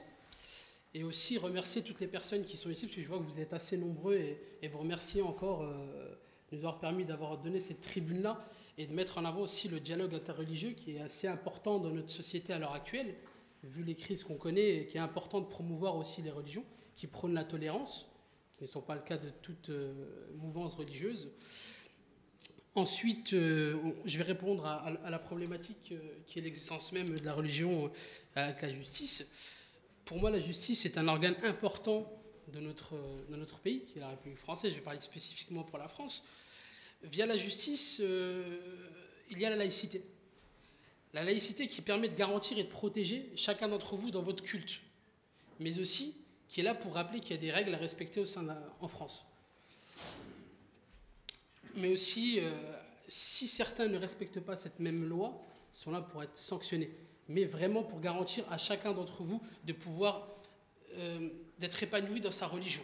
Moi, la religion, c'est l'ordre du privé, non pas à s'étaler entièrement, mais permettre à toutes les petits courants de... Nous sommes, entre guillemets, au niveau de l'islam. La communauté ahmadiyya, mais pour moi, vous êtes tous musulmans, et il ne doit pas y avoir de persécution, de stigmatisation pour telle ou telle religion. Permettre aux bouddhistes aussi de s'épanouir clairement dans la société française. Permettre à la communauté juive aussi de pouvoir s'épanouir sans qu'il y ait d'actes antisémites. Et nous combattons ces actes-là avec toute la détermination qui nous accompagne. Ensuite, pour moi, sans la justice, il n'y a pas de religion. Je vais vous expliquer rapidement pourquoi. Car la justice ne prend pas position pour une religion bien spécifique, elle est là pour la neutralité. Et la justice permet et garantit à chacun d'entre vous de pouvoir s'épanouir dans la religion qu'il veut, quelle que soit la religion qu'il veut. Ensuite, j'ai un peu extrapolé, mais c'est le cas de la France que j'évoque, mais dans d'autres pays, ce n'est pas le cas. La laïcité n'est pas la loi fondamentale du pays, comme certains pays, que ce soit l'Arabie Saoudite ou pas mal de pays qui sont des pays religieux, qui ne tolèrent pas d'autres minorités, et qui n'est pas possible. Mais on ne peut pas, encore une fois, comme l'a dit l'avocat Eliatem, on ne peut pas imposer un choix de société à d'autres pays qui sont comme ça, et je pense que c'est des enjeux qui dépassent tout le monde. Et ensuite, concernant, encore une fois, la justice et la religion, dans d'autres pays, ça conduit aussi à des persécutions si la justice n'est pas là. Ça conduit à des persécutions, des stigmatisations de certaines religions. Mettons les bouddhistes, on ne les voit pas spécialement, on ne les voit pas souvent dans le paysage français. Les Ahmadiyya aussi, on les entend pas beaucoup. La communauté juive, on entend surtout du négatif. Et c'est pas possible. Il faut vraiment promouvoir ce dialogue interreligieux. Et je pense qu'aujourd'hui, vous l'avez bien prouvé en organisant cette conférence, que tous les cultes sont capables de discuter autour d'une table et d'échanger cordialement. Et là, le message de paix et de tolérance est là. Et il ne faut vraiment pas mettre les communautés dos à dos, il faut se mettre face à face. Et je pense qu'il faut mettre en avant et promouvoir tout ce qui nous réunit et éviter de mettre en avant tout ce qui nous divise. Et encore une fois, je vais finir ça sans accaparer tout le temps et laisser le président de l'association Ahmadiyya des musulmans de France prendre la parole ensuite.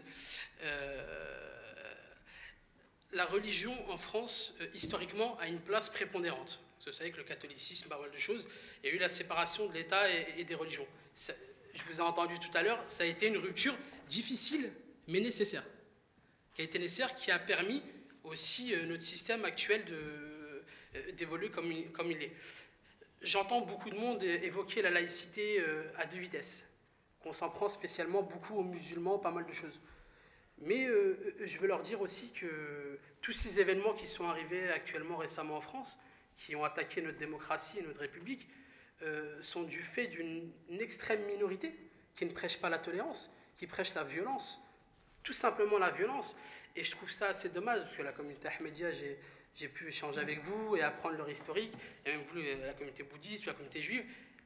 Dans chaque religion, il y a de l'extrémisme, mais il faut éviter de mettre cet extrémisme-là en avant. Et il serait vraiment nécessaire de mettre en avant tous ceux qui prêchent la tolérance. Et comme j'ai vu récemment la création de la Fondation musulmane de France, qui sera dirigée par Jean-Pierre Chevènement, j'ai l'impression qu'il n'y a qu'un seul interlocuteur. C'est ce courant-là, de la mosquée Paris, M. Dalil Boubakir, pas mal de choses. Je pense qu'il serait intéressant et constructif d'incorporer toutes les mouvances religieuses. Et vraiment, c'est un problème de société. Il faut qu'on soit tous dans ce problème-là. Il faut arrêter de parler qu'à une seule personne. Ce n'est pas notre interlocuteur qui va décider seul. On est tous ensemble, on doit construire l'avenir ensemble. Et si on n'est pas ensemble, on ne réussira pas. Et juste pour finir, encore une fois, vis-à-vis de la présentation, quand il m'avait présenté le jeune homme, je suis jeune, j'ai 24 ans, je suis engagé sur beaucoup de choses. Je suis engagé dans la décision de la cité. Et je suis agréablement surpris de voir tous ces jeunes autour de nous dans l'organisation. Et ça me fait plaisir de voir qu'il y a beaucoup de jeunes pour l'organisation. Mais ensuite, c'est pour rassurer tout le monde, comme il y a tous les membres du culte, c'est que j'ai beaucoup de jeunes comme moi que je côtoie, qui sont dans la même vision que moi. Ils pensent que l'avenir, c'est ce qu'on sera ensemble et non divisé. Et sincèrement, je dois vous rassurer, et j'ai bon espoir que dans l'avenir, les nouvelles générations qui arrivent, il y a quand même certaines générations qui sont un peu au niveau... c'est un peu archaïque au niveau de leur manière de penser, mais il faut vraiment être ouvert d'esprit, et il faut vraiment... Et je pense que dans l'avenir, on le construira ensemble, et seul chacun dans son coin, c'est pas possible. Donc il va falloir, je pense aussi, multiplier ces conférences-là partout en France, et même au niveau international, mais vraiment de réunir toutes les religions. Pour moi, à l'heure actuelle, je ne vois pas, je ne dissocie pas qui est musulman ou pas. Je vois en face de moi que des individus. Là est mon intérêt. Je vois des individus, des gens comme moi, qu'il faut qu'on puisse travailler ensemble. Et là est le nécessaire, et vraiment l'enjeu des prochaines années pour combattre l'obscurantisme, le terrorisme, pas mal de choses. Il va falloir qu'on travaille tous ensemble et qu'on soit déterminés à réussir à gagner ce combat-là et à avancer tous ensemble. Je vous remercie pour votre attention, je vous remercie pour votre présentation.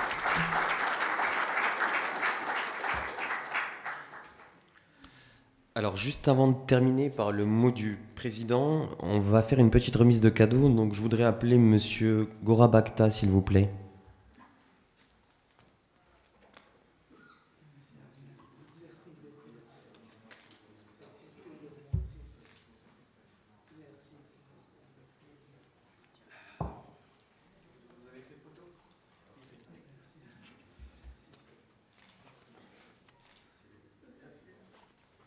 Et je voudrais appeler par la suite Monsieur Jean-Luc Saulnier.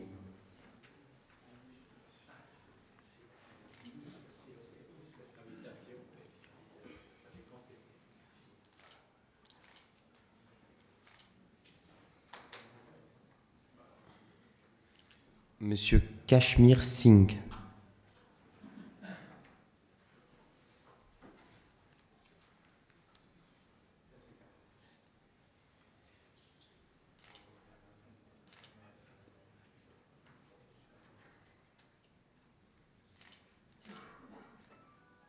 Et enfin le président de séance, Monsieur Zakaria Mouamir.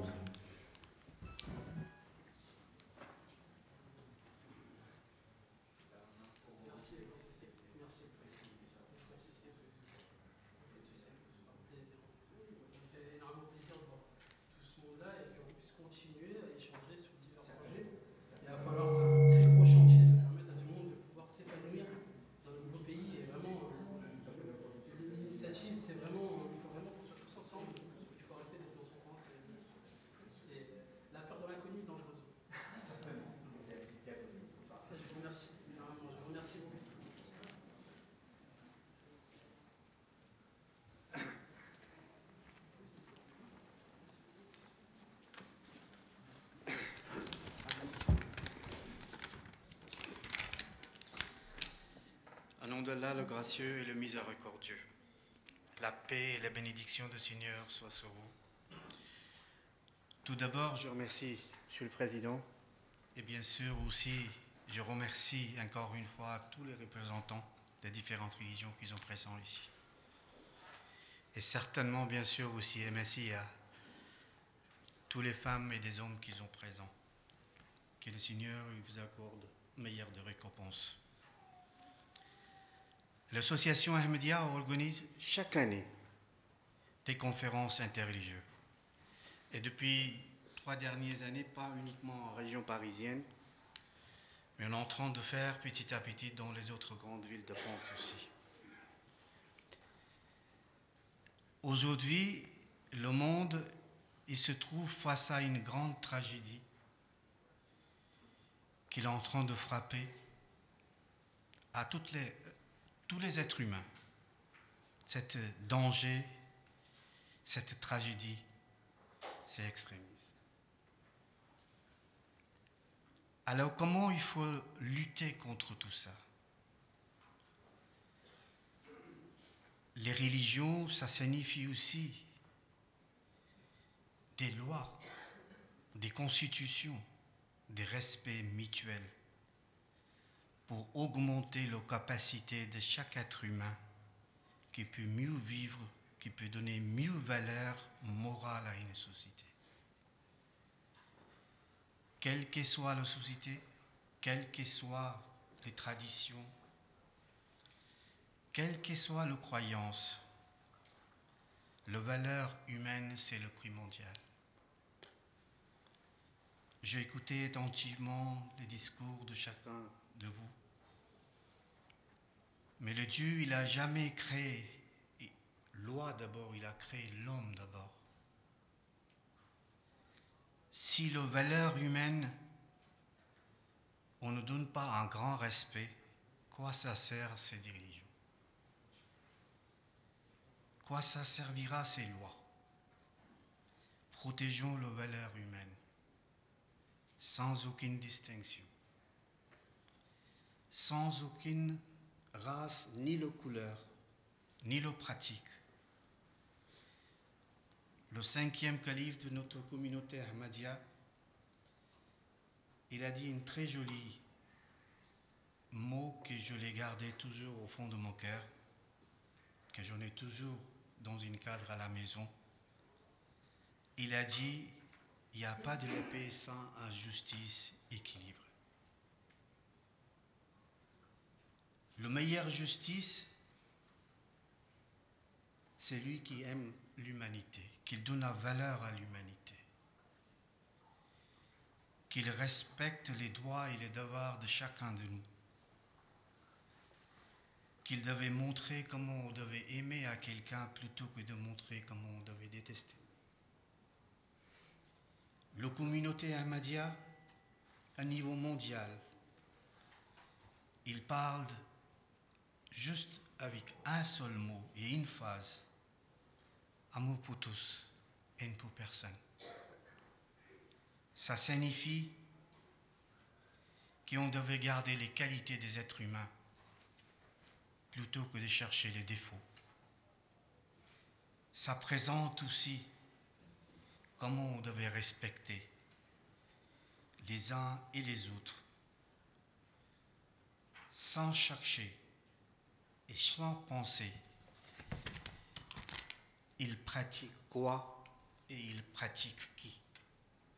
Sauvons l'humanité, car l'humanité, il est en danger.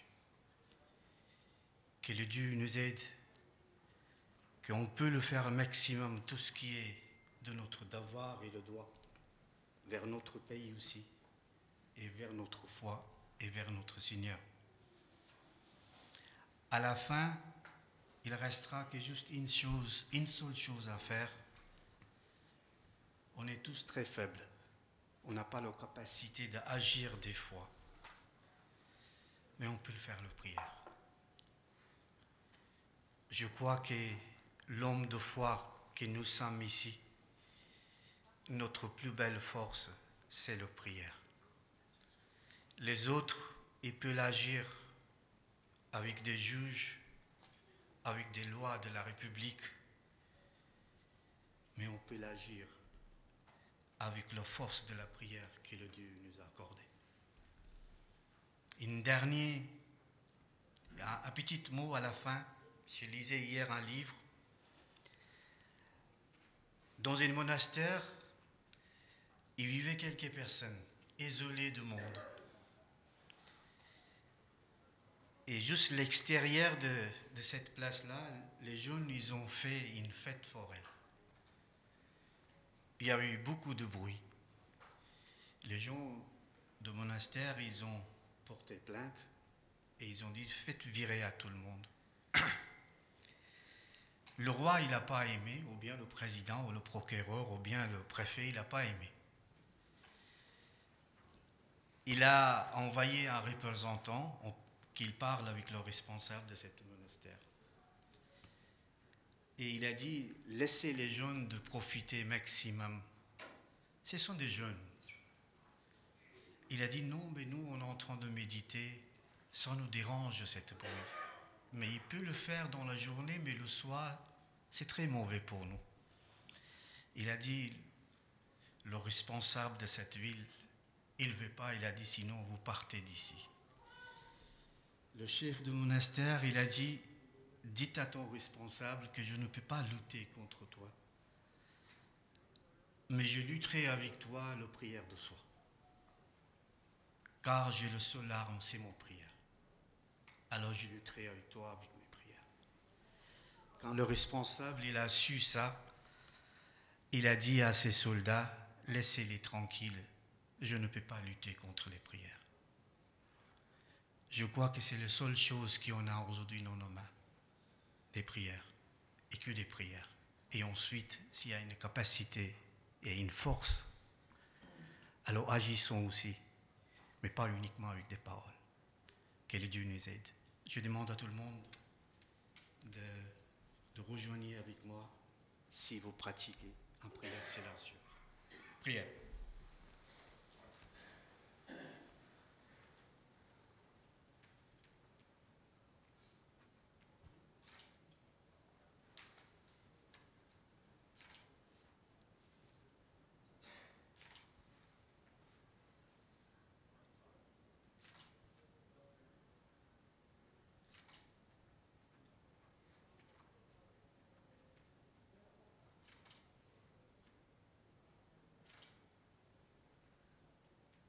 Amin. Jazakumullah, merci beaucoup. Merci encore une fois. Alors, juste avant de terminer la conférence, je voudrais inviter tous les intervenants religieux à prendre une photo avec le président de séance, s'il vous plaît.